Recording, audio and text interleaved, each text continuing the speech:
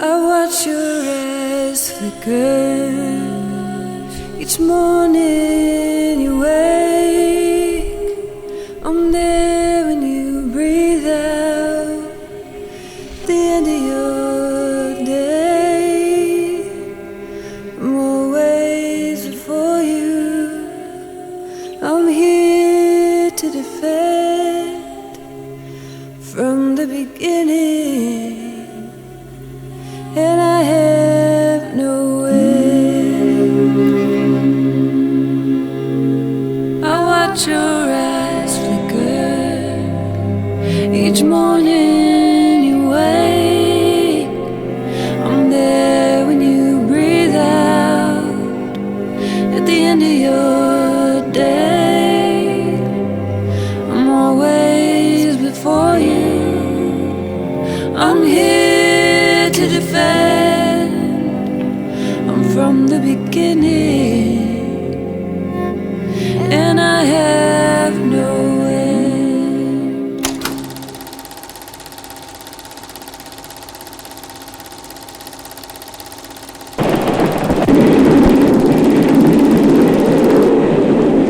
Just a few minutes and you're out in the country, farm after farm.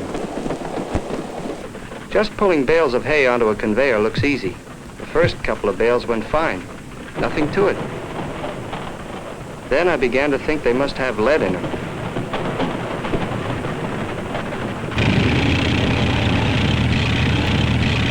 Nobody under 50 is old enough to appreciate a modern combine. He can remember harvesting the wheat with horses, an old-fashioned equipment made of wood and iron that broke down and left you stranded in the middle of a field. 15 years ago, he had to hire 18 men to do the same job only 5 of us were handling here. The combine alone has cut down labor by 85%. And with just one combine, he can harvest more than 30 acres a day. And that if anybody thinks big changes have been made in agriculture, he hasn't seen anything yet.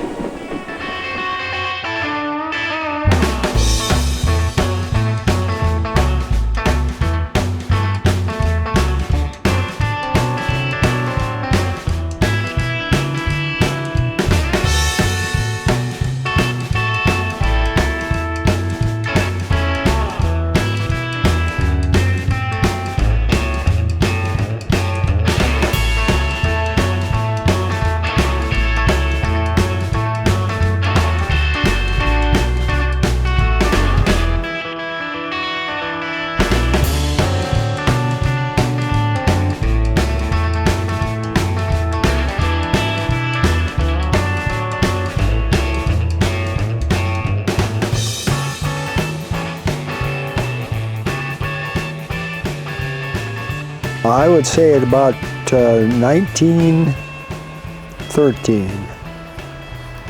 But my dad was born in Grundy County. At age 3, they moved over here, and he's born in 1910. So at about 1913, they settled out there.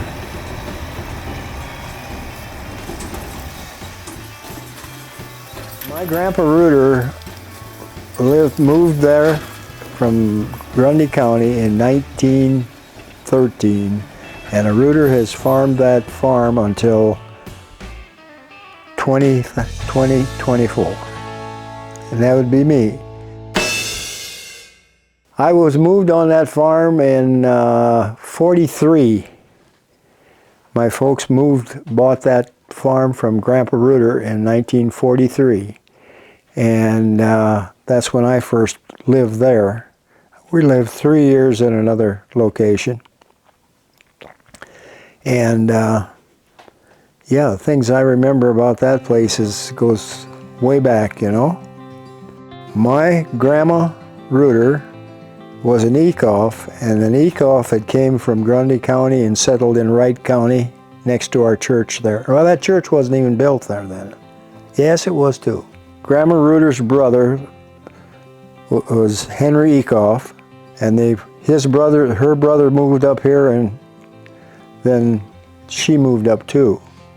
And that's how Grandpa Ruter got to know her.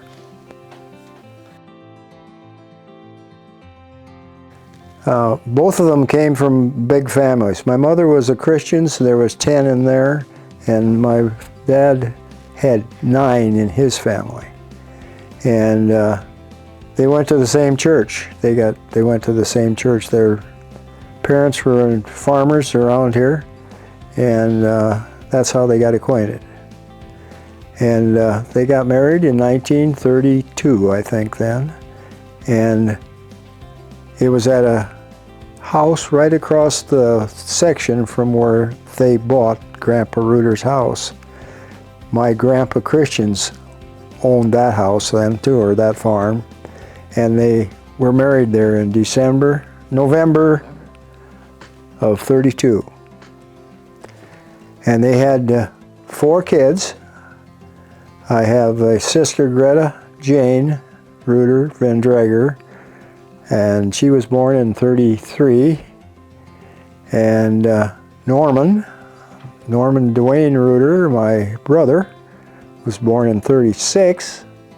And then I came along in 1940, and brother Kenneth Dean Ruter, was born in 1945. And I guess I was the only one that stuck around here and became a farmer. And loved what I do, and I still do to this day. And you know, it's a lot of management and headaches and this and those don't go right, but you know what? We have really been blessed over the years. So that part that's what makes it fun too.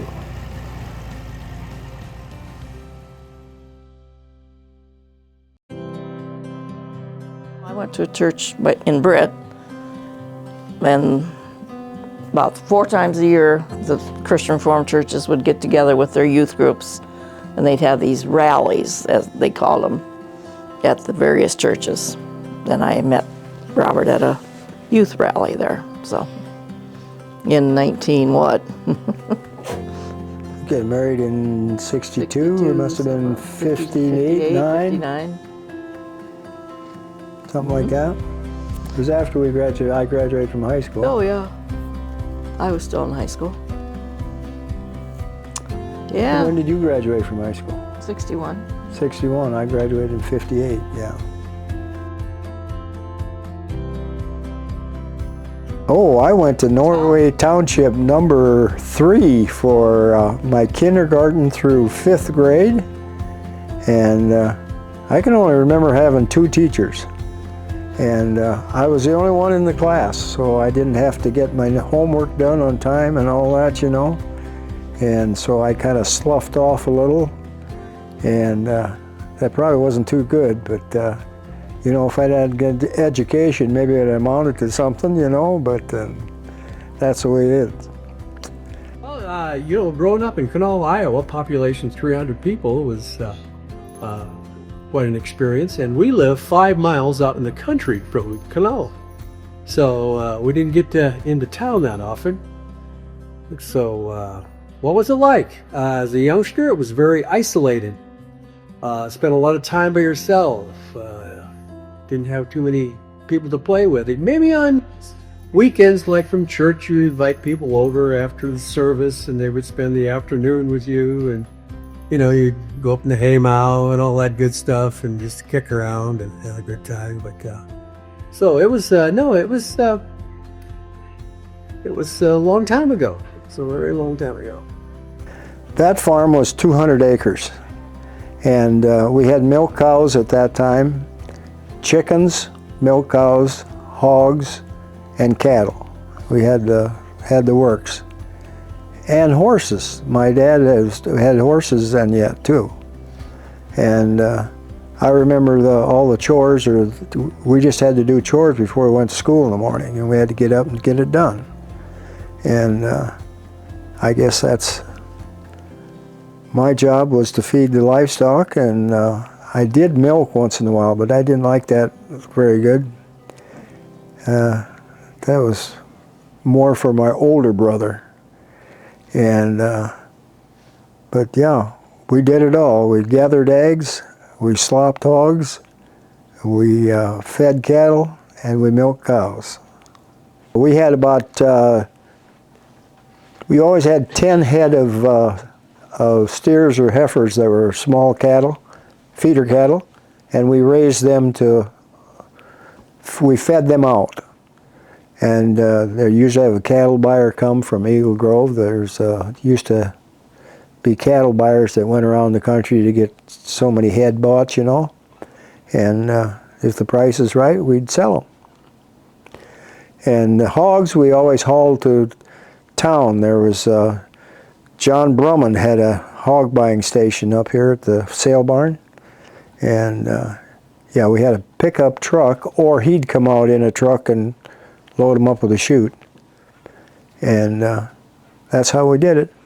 We used to pick it in the air. That crib was built in 1953. My grandpa Christians was the organizer or of how to build it. He was great into that. He retired and he went to town and he built 3 of those kind of cribs around, and ours was 4. He had 2 son-in-laws, his son, and, well, actually Dad was son-in-law too. 3 son-in-laws. They had the same hip roof thing that was pretty, it was quite modern in its time.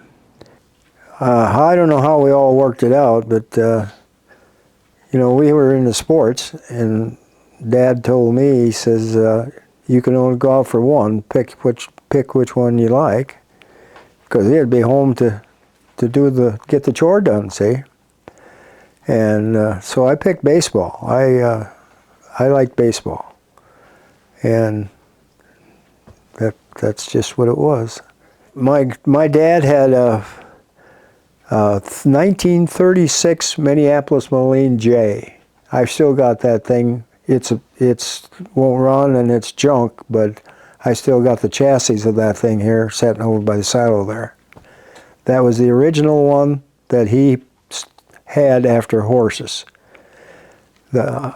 He still had the horses around with the 36 Minneapolis Moline. And then the horses went, and then he went red. He had a M in 1950 is the next tractor that I remember, 1950. Started out with 2-row planter. And it used to be a horse-drawn planter. They made a hitch for it that they could pull it behind a tractor. That went on for a few years, and then we went to a 4-row wide. They put 2 of those together, and nowadays, you know, we farm in we've got 700 horsepower tractors with Caterpillar, you know, tracks, and enclosed cab, air conditioned, heater, refrigerator for your refreshments, and so that's how much that's changed. But the price has gone up and the technology has gone up, and price of corn is about the same, you know, but we raise more of it. That's what the deal is.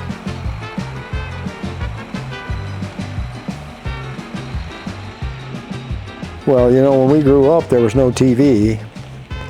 We listened to the radio, and we had a console radio in the kitchen, and we'd get a pillow and we'd listen to Fibber McGee and Molly, and Amos and Andy, and what was some of the other shows. And that was our entertainment at night. And in the summertime, we'd usually stay outside and play either horseshoe, play catch, or work. We would go out after supper many a time, if the weather was right, you know. And we like to pitch horseshoes too. So that's where we got our, I don't know what you call it. Beanbag expertise. Yeah, that's right. They ever tell you about that time I sunk 4 in a row up there? Oh, I remember that. I remember that at Dylan's, I just had to, hey, I just had to throw that in there. and You know. hey, you were on my team too, so we won that time. 16 points in 4th row. No wonder you remember. No, Norm and I were awful close like that. And one of the stories I remember, anyway, we used to act like Major League Baseball players.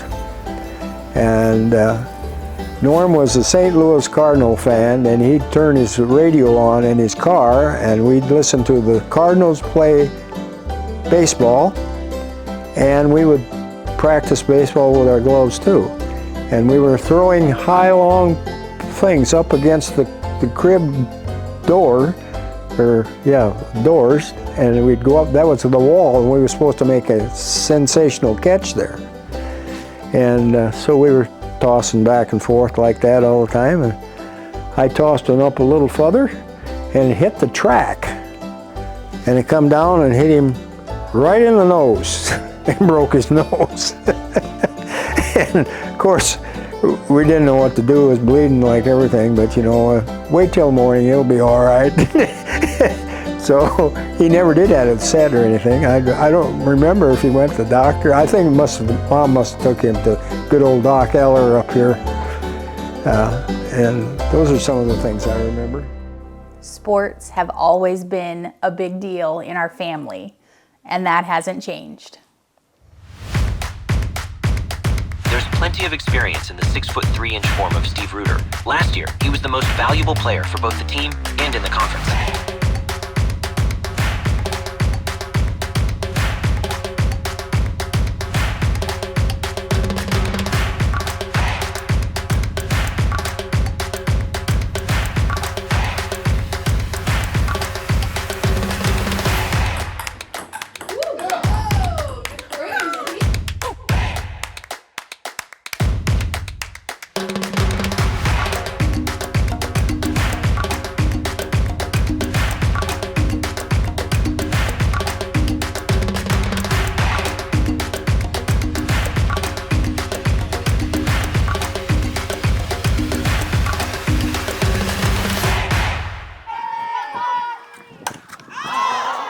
Hello, Dad.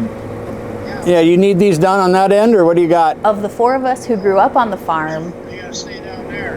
Okay. Dave is the one who's helping on the farm now. Yeah, I could hear something. Did it go out?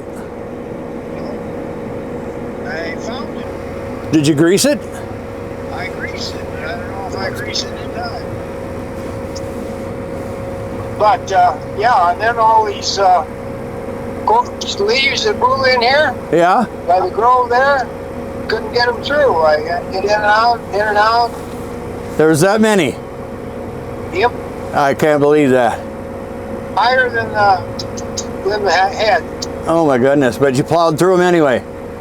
Well, once in a while something with a good stock would catch and clean it out. Yeah. And Rake it through. right there by the grove where it comes swept through there. Yeah. Oh, it smokes. And I've got it all the way along here now. But I've been fiddling around trying to find which one. And I finally thought, well, you can't hear it up here. No, and you got to be in the So I seat or found it'll one quit. that was hot, and there was one in there that my finger was pretty hot. And Okay. So I greased that, and so that was better. Good. That must have been the one. Apparently. I'm So- just getting going now again here. So. Okay. What do you got on them ones down there on the west end?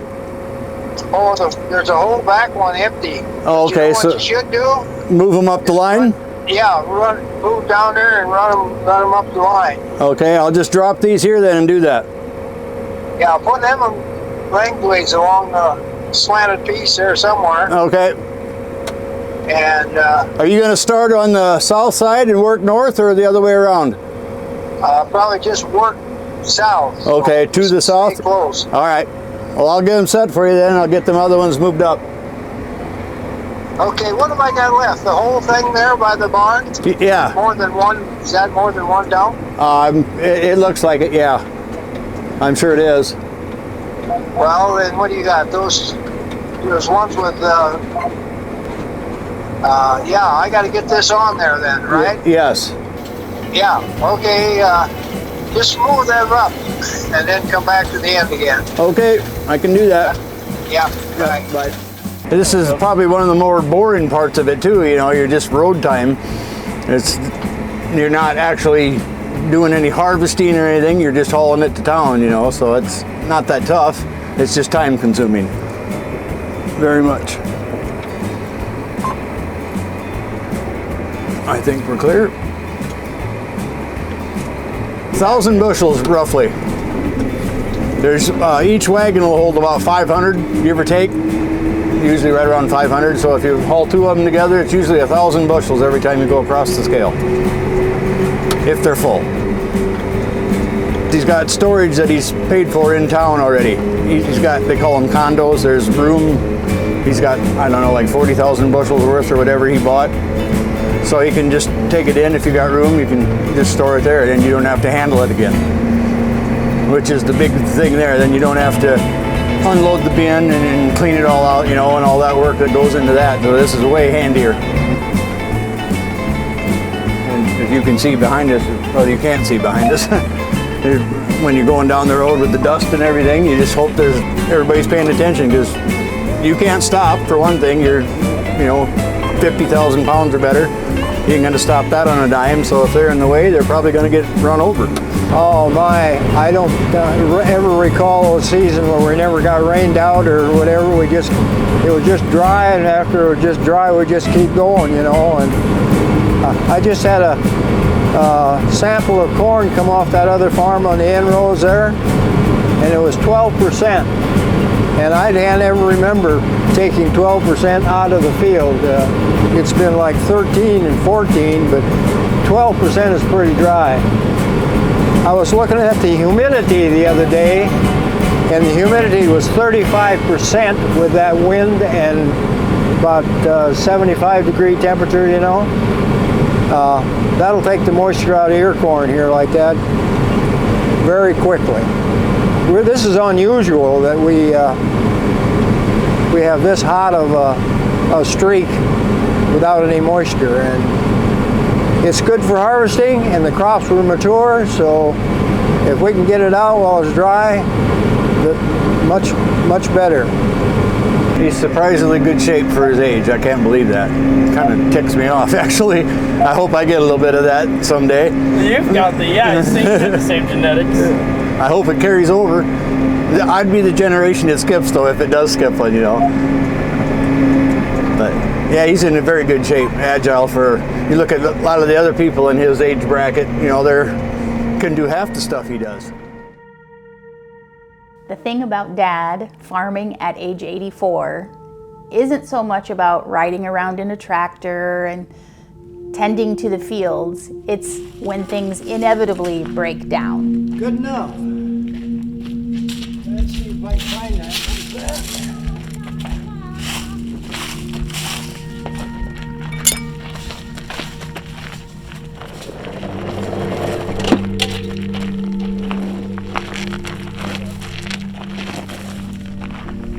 And they always do in farming. Something always breaks down. What side do you think it was on, Tom? I want to say it's on the other side. On the right? Yes. Okay. And then he's the guy who's in the dirt and in the gravel and wrenching on a piece of equipment and trying to get it back up and running. We got the now I gotta slide my stuff over to that end. In that shed over there, there's a box, Okay. and that's where them hammers are. And there's a D ring there too. Okay. I'll try and get this off. All right. And that's really hard on a body, anybody, especially when you're 84. All right, we'll get her now. Yeah, I think she broke loose.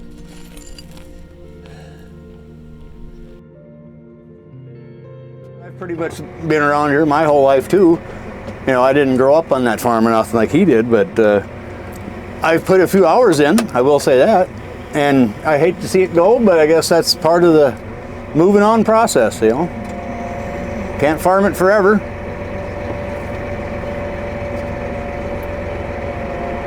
I was kind of wondering how he felt about it too, seeing so, you know, it was his home farm. He hasn't really opened up too much, which is not his strong suit, of course. But I'm sure he's got some sort of feeling of, I don't know, what you would call it, you know, sorrow, maybe? Hate to see it go, I'm not sure.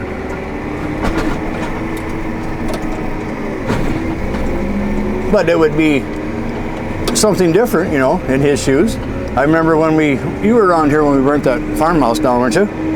I didn't come that day. Okay. But I was around, like, in that era. During that time, I mean, that was the place, not the house I grew up in. And, you know, after you lived there for that long, and it's been in your life for 70 years. In 2010, we burnt that down, so, yeah, he'd have been 70-ish, 71, whatever. Yeah. When our cousins would come out, they'd always stay at Grandma's place out there, and we'd go down there and visit them, you know, and play with them in the yard and things like that. If we went and looked, I bet you we could find, we used old disc blades for the bases when we played baseball, and over time, I'm sure they just got covered up with gravel or whatever blew on top of them. So I bet you if we went and looked, we could probably dig them up. There's probably still laid out where we had them as kids. I know during that reunion that we had a few years back there on the flat racks and everything, Gary Vaandrager and I were talking about that. We went out there and looked, and we found where second base used to be. We found it under the gravel after we dug a little. So that was kind of cool.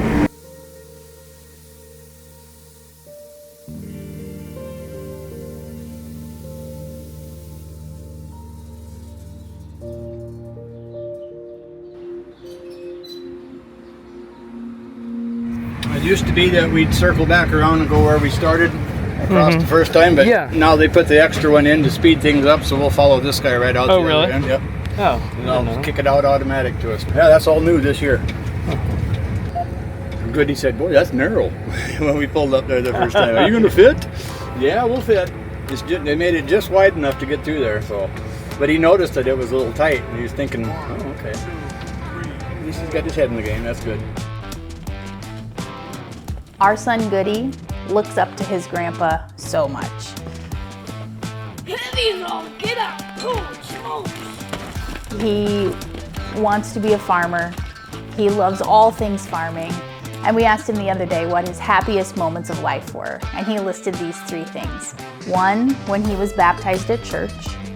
2, when he got a really big deer, his first season of hunting. And 3, when Grandpa let me run the stock cutter.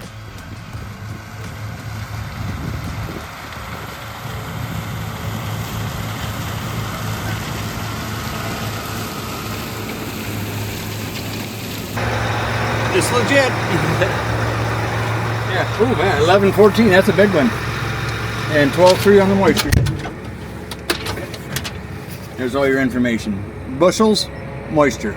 You want that a little higher. You want that usually around 15. So this is a little dry, but it's better than having it too wet and having to dry it down. Well, he was a very, very capable and good farmer. Always made sure when he planted the corn and the beans that they were in straight rows and get the ends just right. And of course he worked in connection with with Norm. Yeah, that's the way it worked out. He and Norm started out originally, and then Norm had to move on because of his asthma, and they moved out to Denver, and that's eventually why I ended up in Denver myself. But then when Norm's health declined and he had to leave because of his health and move to Denver. And Bob was able to pick up the slack and keep the farm running successfully. And he's farmed very successfully after that. That's great. Hey, I remember Dad asking me, hey, do you want to farm, and all that. And I says, well, not quite sure. Just times are changing, social life was a little weak in spots, and So was it easier or hard to be honest with your dad about maybe not wanting to? It was kind of hard, yeah. He wanted me to be a mechanic. I always remember that. Oh, you need to be a mechanic, son. Take care of those tractors, stuff like that. But hey, You ended up working with your hands, though. I did, yeah. A little hammer and saw, and all that good stuff, yeah. I refer to it as Grandma's farm. I never called it the South Farm. I'm not particularly good with directions, so that doesn't mean much to me. It was just Grandma's place because that's where Grandma lived when I was young. And I think she was there till, I was born in 71 and she was there till 1980, so yeah. Grandpa Ruter was quiet, but he was, they babysit for us, and we'd come over there and play with Grandpa and Grandma, and he'd play with us all night long. Grandpa always seemed like he was older than he was. I don't know what, and he died at 62, so maybe he was ahead of, on a different schedule, and people didn't live as long then in 1970 as they do now, and probably the life expectancy is up probably 10 years over that time at least, maybe more, I don't know. But a great Grandpa and Grandma both, couldn't ask for anything better than Grandpa and Grandma Jane's on the other side. I was blessed. I mean, very few people get that, all four grandparents are with you and you're old enough to know them, and it's just awesome. I probably knew Grandma better than I did Grandpa. He was a little bit reserved, I thought. He was never a big talker. But he was a nice guy, a very nice guy. I wish I'd been able to know him better, but he wasn't around long enough to let that happen. But I have one memory of him, because he died when I was just shy of 2, and I don't know if people can believe that I can remember that or not. But one time they were babysitting us kids, which they didn't do a whole lot of because they weren't really... Grandpa was fine, I think. I don't know what the word is. Grandma was a little bit worrisome and uptight, and she wasn't necessarily the fun grandma. But for whatever reason, they were babysitting us one day, and I was just... I wasn't 2 yet because he died before I was 2. But I remember I was taking cans out of Grandma's pantry, which was just off their kitchen. And Grandpa always had his rocking chair right near the stove in the kitchen. And then their dining room table was just right across from it. So I was taking cans from Grandma's pantry and climbing up on a chair and then kind of stacking the cans on the table. And he was just sitting in his chair and just kind of watching me and chuckling at me and laughing. But I don't remember interaction or words he said or anything, but I just remember that scene. So that's about my only memory of him. Really, I didn't know him because I was pretty young when he died. Yep, we went there. That was a great place to play hide and go. I mean, a huge grove, buildings. It was just a fun place to go to. Yeah, but Dave and I spent a lot of time there. And then when the cousins would come, they would join us, and it was just like a big forest out there, compared to what we were used to have trees and like that.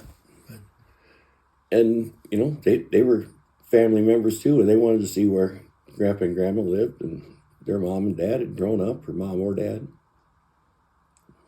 It was a great gathering place. Had displays down on the gravel, so we knew where the first, second, and third base were. So baseball game would break out every once in a while. Yeah, we had great times there.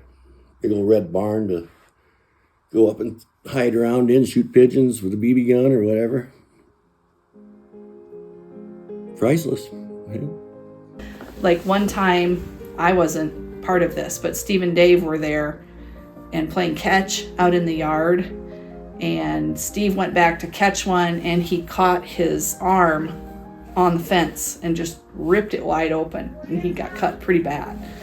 And the first thing he said was, "Don't tell Grandma," because she would freak out and be, so they didn't want her to know. And I don't know how they hid the blood or got it to stop or whatever, but she was that kind of grandma. She was kind of easy to rattle a little bit, but heart of gold. Like, I loved her a lot. She was a very generous woman, a very kind woman. My two grandmas were just a very much in contrast to each other. Grandma Jane's was this gruff German, tell it like it is, and Grandma Ruter would put up the front and be proper and, demure, I guess. I don't know. But, yeah, she was very generous. Grandma Jane's was kind of a tightwad, so they had they couldn't be more different from each other. They got along okay, like they could come to a family dinner that we would host sometimes, and Grandma Jane's always invited Grandma Ruter out to Christmases on Christmas Day to eat dinner with us, because Grandma was on her own and usually didn't have family in town other than us, and since we were at Grandma Jane's would invite her to be part of the dinner. And then she would eat and enjoy her time there, and then, an hour or so afterwards would go, all good things got to come to an end. And then she would make her leave so that we could have our own family times on the Jane's side. So she was just very, she did things the way they were supposed to be done. She was pretty proper, nice lady, kind lady, heart of gold. When she passed away, we got a ton of sympathy cards that were like, oh, she was just always had her pearls and high heels on, and that's how I think of her. And she was a good lady. Yeah, real nice lady. My dad was very fussy in his farming. He could drive a tractor straighter than a string. I can remember Grandpa Ruter and Dad farming together. I guess I was just probably the only child of theirs that is old enough to remember that, because Dave was 3 years younger than me, so I was 9 or 10, whatever. So it wasn't very long, but I remember them working together, and Grandpa had a riding lawnmower. It was just a beauty, We rode that thing till it quit running, and then they got another one, and we did the same thing, I think. But and he didn't like any weeds, and I can remember when he'd start cultivating. It was our job to, if there were some weeds out there, we didn't spray in those days, you pulled them. He expected to work a lot, not slave-type labor, but, and it was just accepted that that's what you'd walk beans in the summertime. Walking the beans, that was the biggie, let me tell you. Explain that. You walk the beans, you got to get the bean fields, you got to get all the corn, the volunteer corn out of there. Cockaburs, thistles, all that stuff. And that was a pain in the butt. And it always seemed like, when it would rain and be hot out, those kids would maybe go fishing with or whoever, and we had to walk the beans, tromp through the mud, pull those cockaburs, get those thistles out of there. But those were times that I recall. It weren't very pleasant at times, but I had to give you a good time to work on your tan a little bit.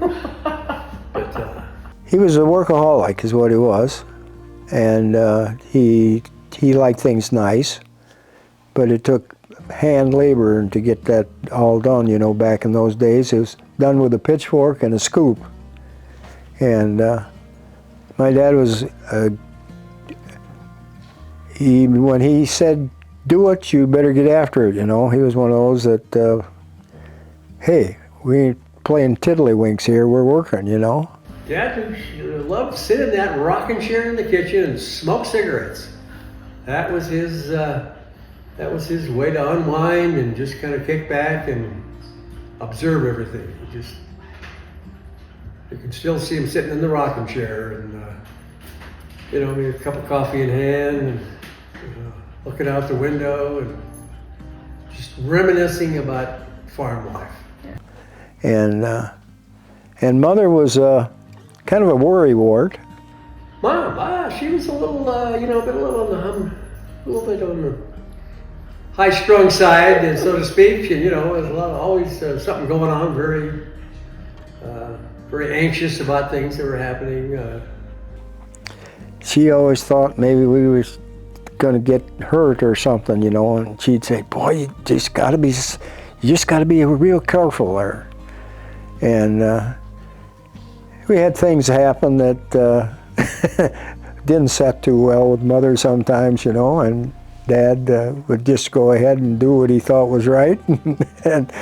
and I remember we took down the windmill. And you just took the bolts out and let it tip over. Well, it went the wrong way and it tore down the light thing. And was Mother upset with that? You know, we was out of juice for a couple days and she didn't like that. And things like that. But they were good religious people, and faith meant a lot, and church was big, and you know, we had some good foundation. And it was a great way of life. They'd give you a few dollars and you felt rich, you know.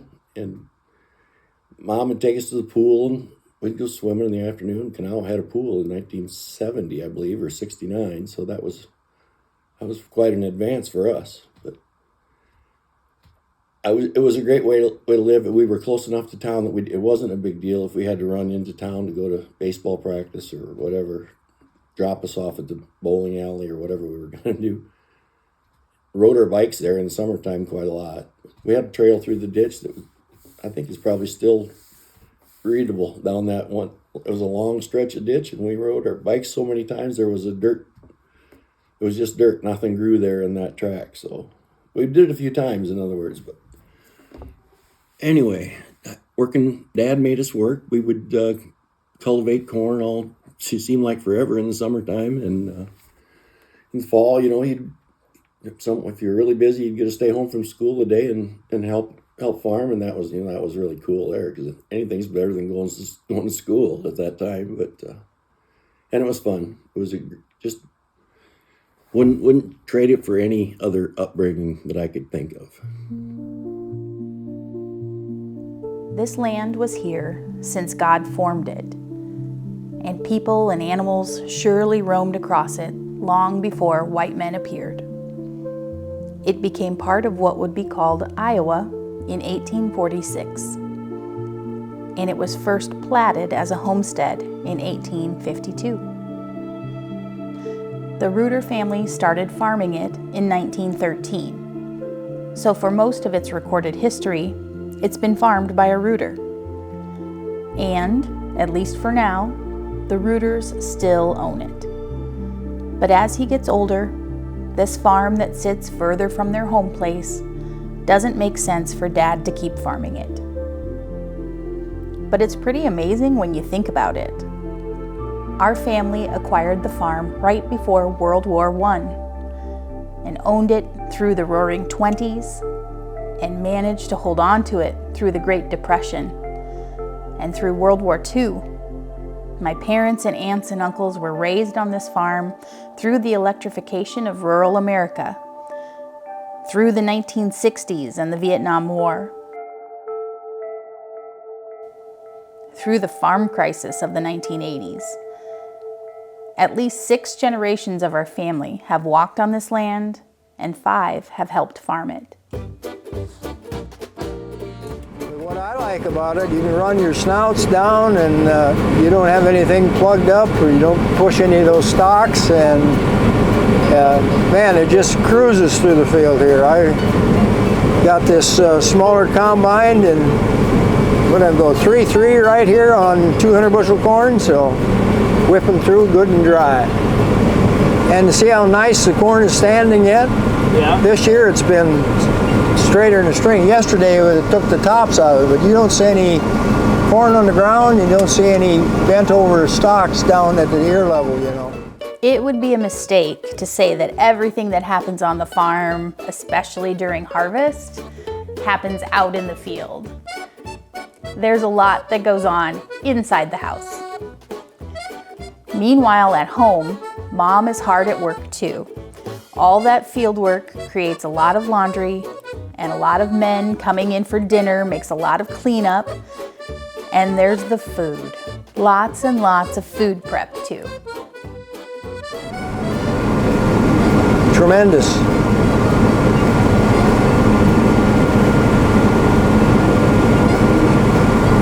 That top field that we had up there, we took that across the scale there, and that went 211 bushels the acre of 14% corn. So that's not exactly a crop failure, you know. Here, this field was planted, I looked in my book the other day, this was planted the 25th of April. And we put in, this is a 103-day variety that we're in right now. And drier in the bone, you know, nice, moisture-wise and condition for the field. So, but on the other farm over at the Schrader farm over there, that was our last planting. That was the end of, let me see, end of April. And we got a heavy rain right after we planted it. And then it was in the month of May, and it rained and it rained and it rained. So when that started coming up, I see it had a spotty stand over there, so I did replant something over in that other farm. But that had low ground there anyway, and it's a wetter place. But we did lose the month of May this year. We got done with the end of April with corn, and I didn't start planting beans for 2 weeks in the month of May. And that's very, very unusual. But I guess that's what, you know, it's a good thing we had this in early. I think that's what it does. When you can plant in dry conditions, you get it planted in perfect conditions, or pretty well perfect conditions. Then you want the moisture to hit, and that's what happened on the majority of my crop. What do we have, Grandma? Apple crisp. Oh boy. Little whip.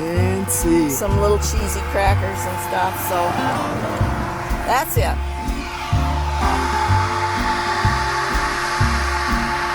That's good. Thanks. Thanks, Finn.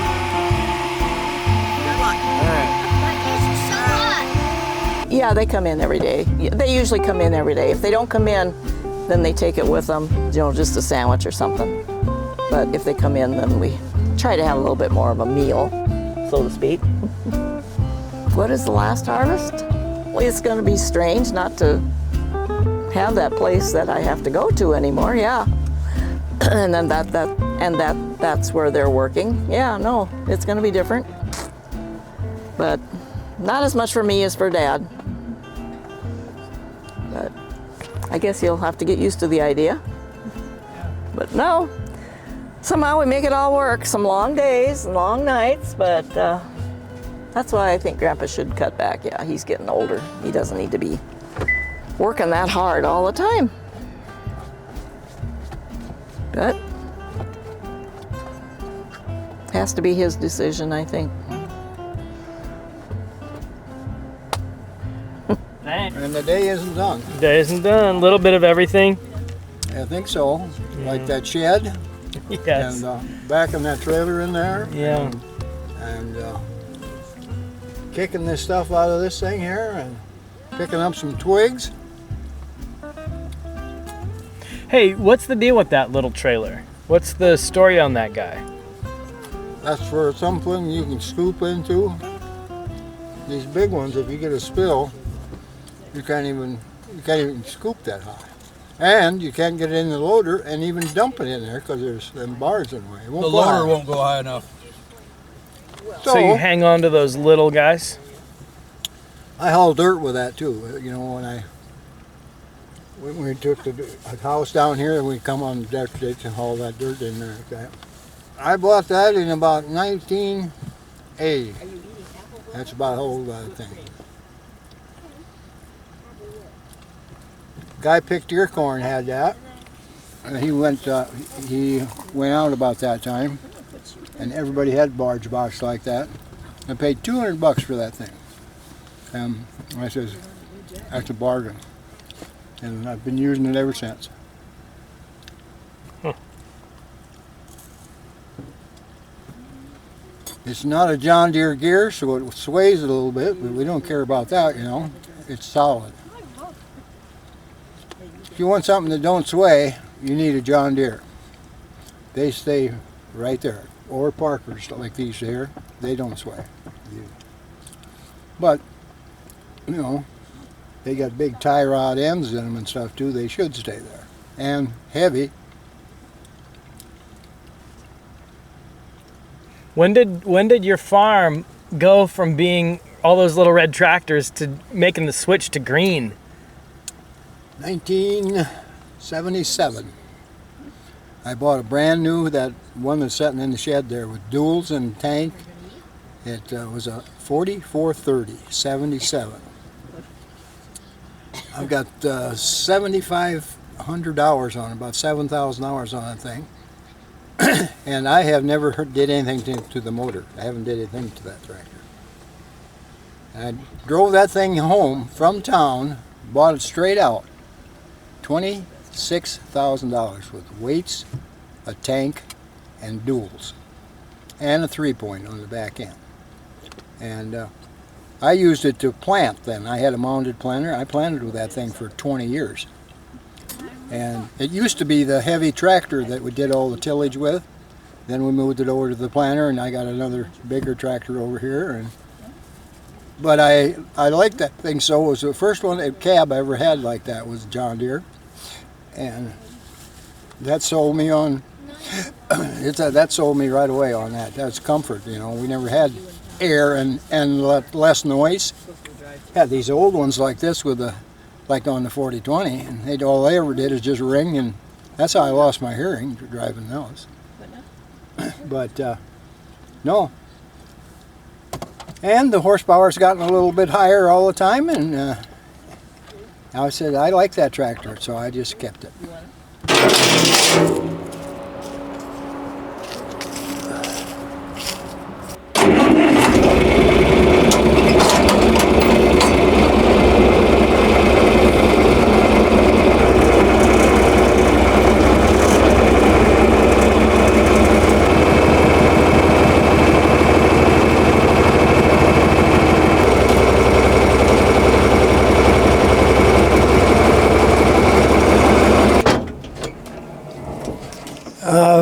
Better watch out, don't get underneath there. I just got to take a look and see if that's secure enough to work there.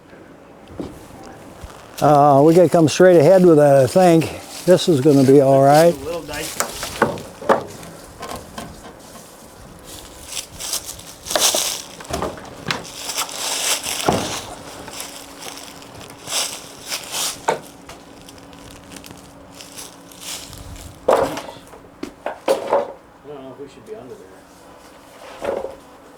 That's what I wanted to see. If we can get that up yet, can we put a, where's the solid part of this here?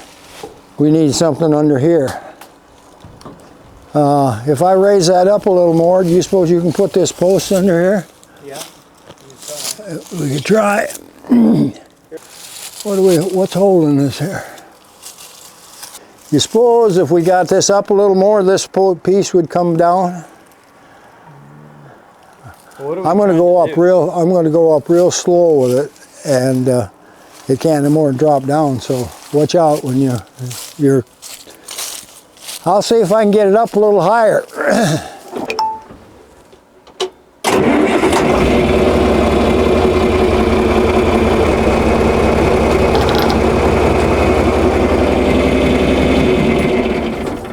I don't trust that at all.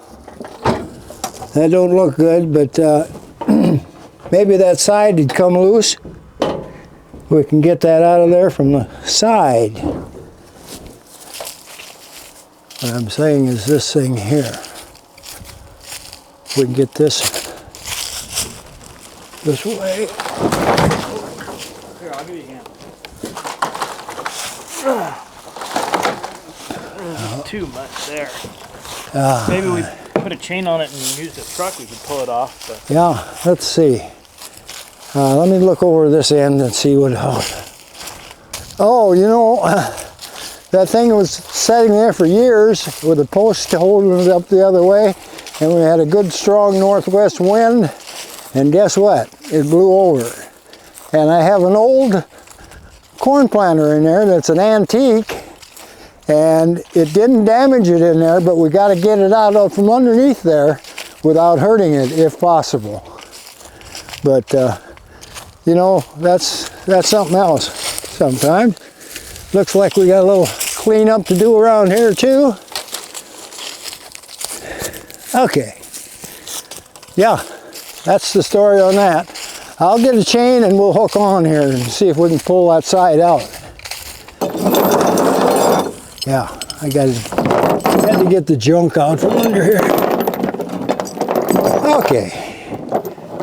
We can get over to the building now, I guess.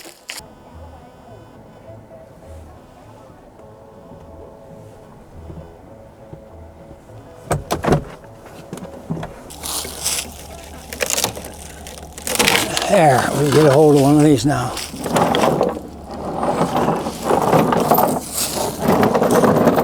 There's the old planter in there. And so far it hasn't fallen on there or anything, but I wouldn't bet the farm on it, let's put it that way.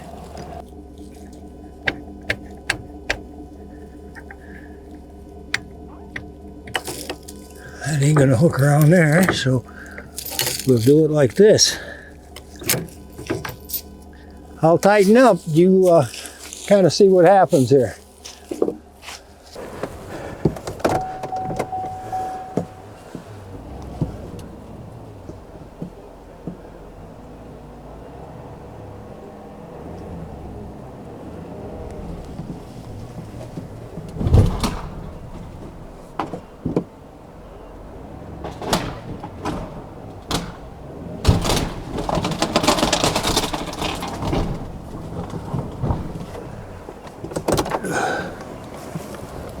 What happened? We got it out of there? Well, good. We got the wall off, that's for sure. I think that's all we need. I don't know how heavy this thing is. It isn't bad at all.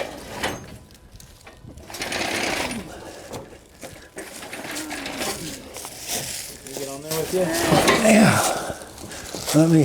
Let's come back a little bit now. We got to go over this stuff. Step on a nail. Oh.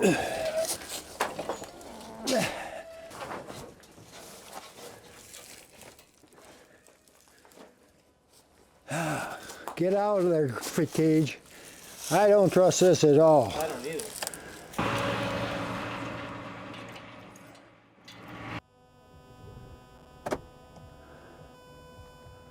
If we can.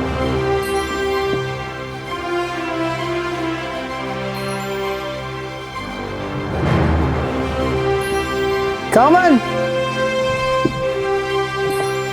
How about those runners? Did they get over top of that thing? They're all right? It's out, huh?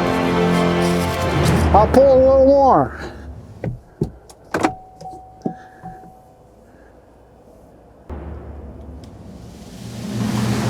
Holler when.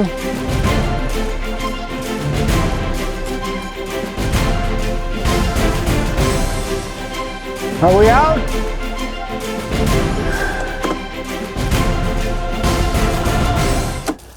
That's quite a rigmarole, isn't it? Quite a rigmarole. What are we hooked on the Wonder? We're wrapped around here. Baling wire or something.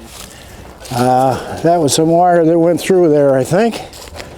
Now, if I get that out of her, why, get this thing.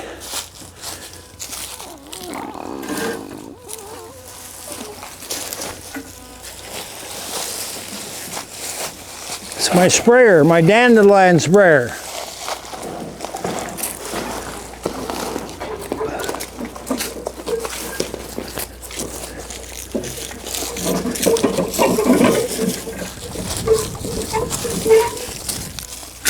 That'll stay right there. Now I got a hoist thing over here yet, and then that's it.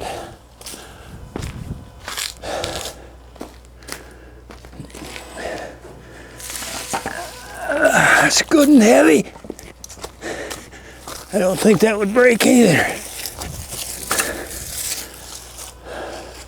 Well, we didn't die. Oh, that's tricky business here, but I'm glad it's done. I'm going to let that thing down.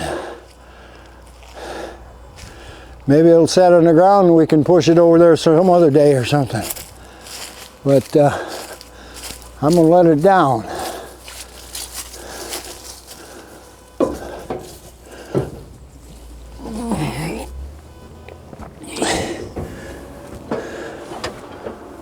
It's not just a story about the last of the old, fallen down buildings that still remain, long after we've removed the house and the barn, long after anyone has lived on this farm.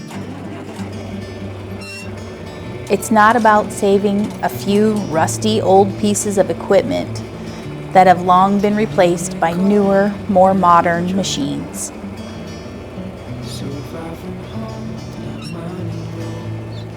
It is about all of that, but it's about something else too.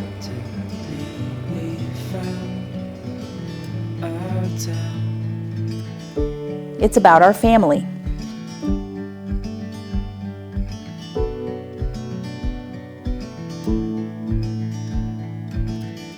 These days that we've shared, I will not ever forget.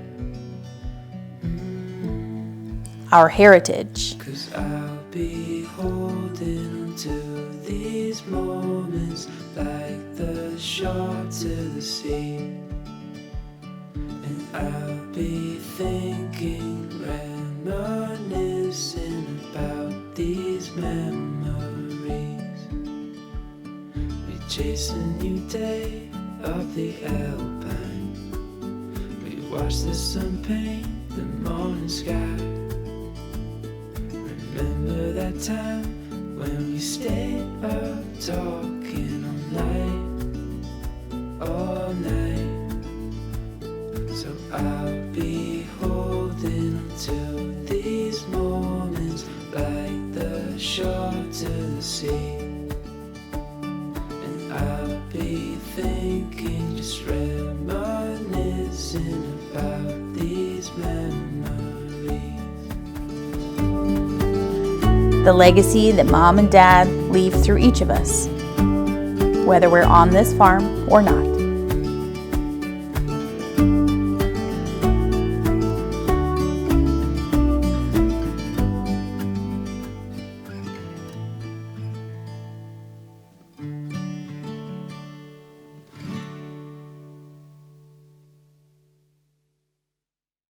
What's the next task?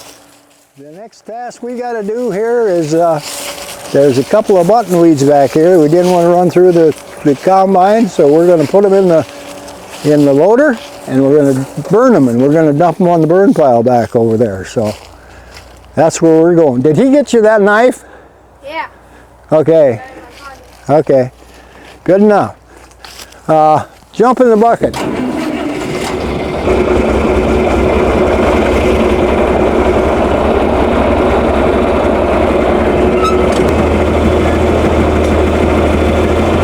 We used to put soybeans, seed soybeans that we had, we'd combine them and we'd put our seed in there for the next year. And we'd put an auger up to the top and fill that level full. Remember those wires on there to hold that so it was a little stronger? Yes, that was for our soybeans. But now you can't do that because they got a patent on it and they want you to buy from them every year. When Roundup Ready come around, that had a Roundup resistant in the bean, then they owned the patent. So, these rock piles, you see this? That all came out of the fields over time. We'd put it in the loader and dump it there. And that was a big deal in those days. You always picked up rocks, you know, and of course along the ditch bank we had quite a few of them there. We had a fence around the thing. There was a backyard gate right here. Went right into here and it sat about right here. And it was from about 20 feet long and it had a fold down door in there and we'd scoop them up on the top and then when we got done we'd fold up the door. And the front part was the outside toilet, you know, and the back part was the cobs. These are cottonwood trees. I don't know how long they've been here, but they're, look at that one over there. That has to be 100 years old and better. And these too, these are cottonwood trees that were, evidently they must have planted them for windbreaks way back then. Yeah, you suppose they planted these trees in 1913 or 1915 to... Probably. It was probably just all open prairie until they put the plow to it. That's right. 1913 or 1915. Yeah, and they built a lane down here and then the house, and that's how everything got started. I want to show you the foundation where the old house used to sit over here. Remember I was telling you about that? See this, Pat, right here? There's the back part of it. See the other one? It must have went across here. These trees have grown up here since. See this foundation right here?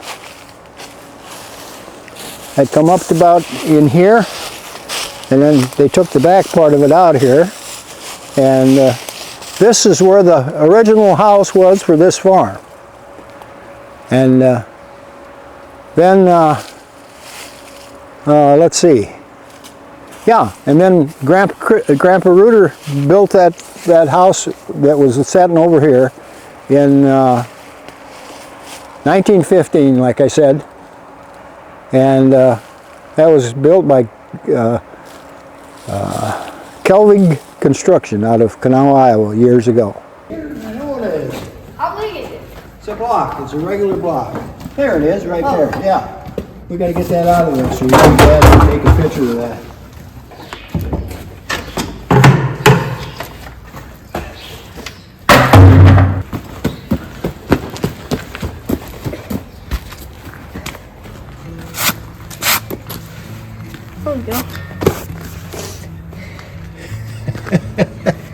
I kind of chipped it out of there. The piece of the wall fell over. He must have he made those blocks, I think. He built a lot of buildings around here back in that era. Can you believe that? Back in there? My furrowed brow in all my plans. I'm coming to my own. I kind of think it's time. It's kind of sad in a way, sure, but it's the end of an era. But he's getting older. Like we both are getting older. You gotta cut back sometime, I think. So it's gonna be different. Yeah. What do you remember about Uncle Bob as a farmer? As a farmer, he had a handle on the CB. That was later on. I wasn't part of that, but that was his handle. Nervous or something like that. His kids would know. Yeah, but hey, no, he was hey, did a great job. When Norm moved on, he took over, and yeah. I guess there was a point when I got back from Vietnam that Dad kind of hinted, hey, you want to think about being in part of the business here and all that stuff, and so kind of had a decision to make. I helped out. I all through high school, I'd drive tractors, cultivating, putting nitrogen on, all that good stuff, And did you enjoy that work? Oh yeah. Did you enjoy going back to harvest every year? Yes, and I didn't do that often enough. I kind of got me back in touch with the roots again, and even though I kind of messed up and I spilled a little corn, I remember put the brakes on too soon, and the corn tipped out and all that good stuff. And Robert was a little upset, but hey, I got the scoop out. We got it all cleaned up, so it wasn't too bad. But no, I did look forward to that very much. Yeah.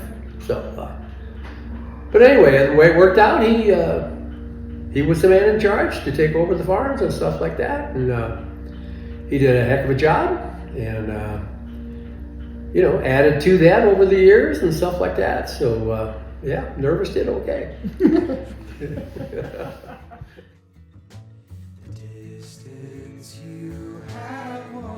The reason our family has been able to farm this land for 111 years is because some other family handed it off to ours. And that's okay, that happens. But it's worth remembering all that has happened, all that we have done, all that God has done when it's the last harvest.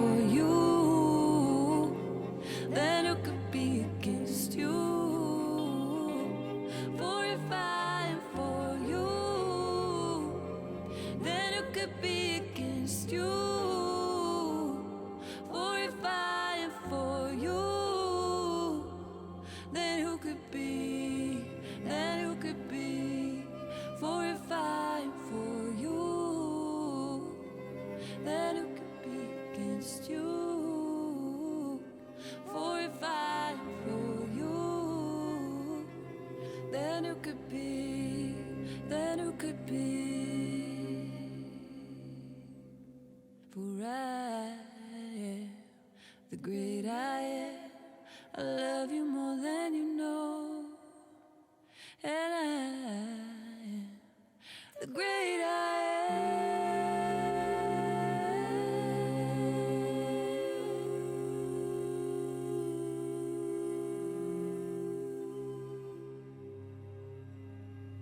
I'll never let you go.